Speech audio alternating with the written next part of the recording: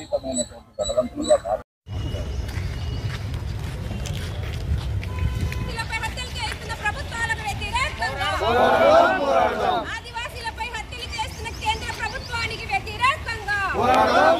ఒక ప్రజాస్వామిక ప్రభుత్వము ఏదైనా ప్రకటించింది అంటే మాది మన కేంద్ర ప్రభుత్వమే. దానికి అక్కడ ఉన్నటువంటి ఆదివాసులను బయటకు పంపించడానికి మావోయిస్టుల పేరుతో ఈ రోజు ఆదివాసులను కూడా చంపడం జరుగుతూ ఉంది.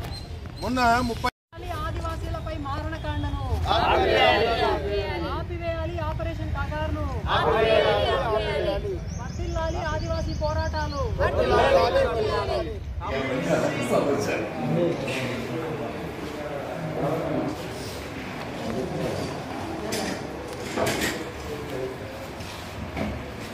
ఈనాడు దండకారణ్యంలో ఆపరేషన్ కగార్ పేరుతో కేంద్ర ప్రభుత్వం చేస్తున్నటువంటి హత్యాకాండ వెనుక ప్రధాన ఉద్దేశం ఏమిటి అంటే, దండకారణ్యంలో ఉన్నటువంటి లక్షల కోట్ల విలువైనటువంటి ఖనిజ సంపదను వేదాంత, అదానీ, అంబానీ, టాటా, ఎస్ఆర్, జిందాల్ లాంటి పెట్టుబడిదారులకు కట్టబెట్టడానికి, అక్కడ ఉన్నటువంటి ఆదివాసులను వెళ్ళగొట్టడానికి జరుగుతున్నటువంటి ఆపరేషన్.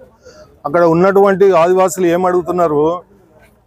చట్టబద్ధమైనటువంటి పరిపాలనను మాకు అందించమని చెప్తున్నారు, రాజ్యాంగాన్ని అమలు చేయమని చెప్తున్నారు. రాజ్యాంగంలో ఉన్నటువంటి 5వ షెడ్యూలు అలాగే పెసా చట్టాన్ని 170 చట్టాన్ని అమలు చేయమని చెప్తున్నారు. అక్కడ ఉన్నటువంటి ఆదివాసులు చట్టాన్ని అమలు చేయమంటే ఈ కేంద్ర ప్రభుత్వం ఏం చేస్తుంది? చట్టాన్ని తమ చేతుల్లోకి తీసుకొని మావోయిస్టుల పేరుతో అక్కడ ఉన్నటువంటి ఆదివాసులను ఏరివేయడం జరుగుతుంది. అక్కడ ఉన్నటువంటి ఆదివాసులను బయటకు పంపించి అక్కడ ఉన్నటువంటి అడవులను పారిశ్రామికవేత్తలకు కట్టబెట్టడానికి మేము ఈ ఆపరేషన్ చేస్తున్నామని బహిరంగంగానే కేంద్ర ప్రభుత్వము అక్కడ ఉన్నటువంటి ఛత్తీస్గఢ్ రాష్ట్ర ప్రభుత్వం ప్రకటించడం చాలా దుర్మార్గమైనటువంటి చర్య.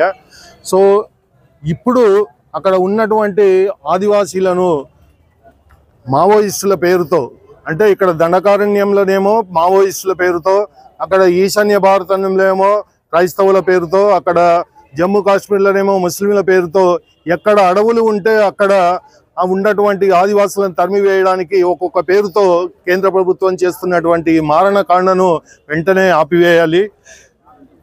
ఆంధ్రప్రదేశ్ పౌర హక్కుల సంఘంగా మేము ఏం డిమాండ్ చేస్తున్నామంటే, అక్కడ ఉన్నటువంటి ఆపరేషన్ కగార్ను వెంటనే ఆపివేయాలి. అక్కడ జరుగుతున్నటువంటి హత్యాకాండలు, అంటే గత సంవత్సరము జనవరి 1 నుంచి ఈ రోజు వరకు జరుగుతున్నటువంటి ఎన్కౌంటర్ల మీద సిట్టింగ్ జడ్జితో, సుప్రీంకోర్టు సిట్టింగ్ జడ్జితో వెంటనే విచారణ జరిపించాలని, అక్కడ ఉన్నటువంటి సైనిక క్యాంపులను వెంటనే ఎత్తివేయాలని, అక్కడ రాజ్యాంగబద్ధమైనటువంటి పరిపాలన కొనసాగించాలని డిమాండ్ చేస్తున్నాం. ఇప్పుడు మనకి అందుతున్న లెక్కల ప్రకారం సుమారుగా 400 మందిని ఎన్కౌంటర్ల పేరుతో చంపేసినట్లుగా రిపోర్ట్స్ ఉన్నాయి. జనవరి నుంచి, అంటే ఈ ఏడాది నిన్నటికి నిన్న ఒక 3 చంపేసినట్లుగా మనకి వార్త అందింది. నిన్నటితో సుమారుగా 90 మంది, అంటే ఈ సంవత్సరం 3 నెలలకి 3 నెలలు కూడా ఇంకా పూర్తి కాలేదు, 3 నెలలకి 90 మందిని హత్య చేశారు మన దేశంలో. అంటే సుమారుగా రోజుకొకరు చొప్పున అంచనా వేసి ఇట్లా నిర్మూలిస్తాము అని చెప్పి, ఒక టార్గెట్ పెట్టి నిర్మూలిస్తాము అని చెప్పి రోజుకి హత్యాకాండ చేస్తున్నది. దీనికోసం 100 కోట్ల రూపాయల నిధులు ప్రభుత్వం ప్రజలు కట్టిన పన్నులు తీసుకొని ప్రజల మీదనే యుద్ధం చేయడానికి 100 కోట్ల రూపాయలు వెచ్చించే పరిస్థితి. దీనికోసం అత్యాధునిక టెక్నాలజీ ఉపయోగిస్తున్నారు. ఇదంతా ఎందుకు చేస్తున్నారు? కనీసం కొన్ని సంవత్సరాలుగా, కొన్ని దశాబ్దాలుగా ఆ మాటకు వస్తే అక్కడ ఆదివాసీలు అడవి మీద హక్కు కోసం పోరాటాలు చేస్తున్నారు. 170 అమలు చేయాలంటున్నారు. రాజ్యాంగంలోని 5th షెడ్యూల్ అమలు చేయాలంటున్నారు. ఇవన్నీ ప్రజలు రాజ్యాంగబద్ధంగా వాళ్ళకు వచ్చిన హక్కులని అడగడం, దీనిని ఇప్పుడు ప్రభుత్వం నేరంగా పరిగణిస్తోంది.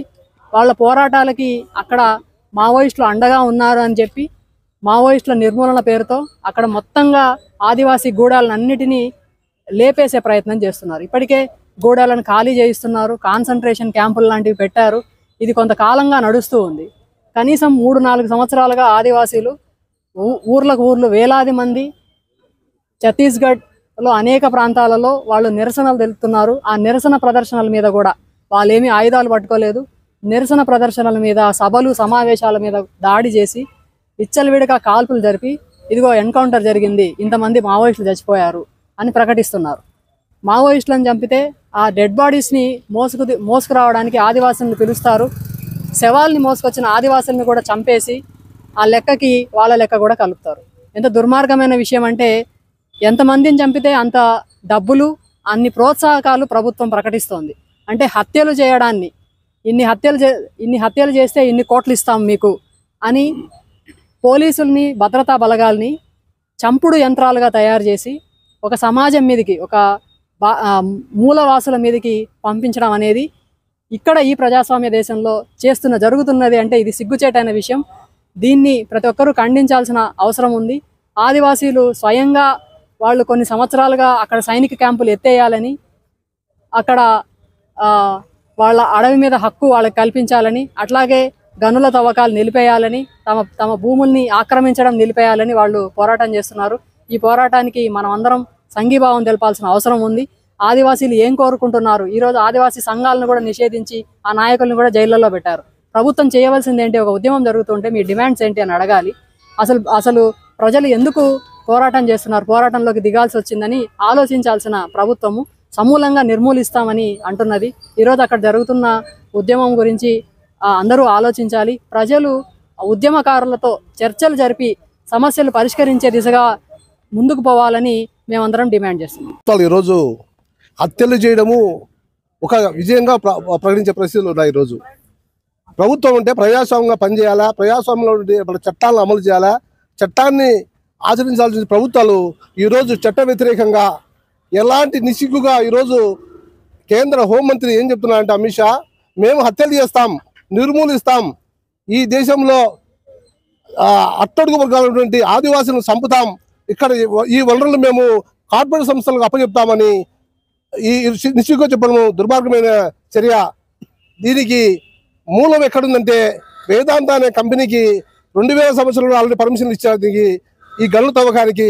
అప్పటి నుంచి ఇప్పటి వరకు కూడా వాళ్ళ చేత కాలేదు.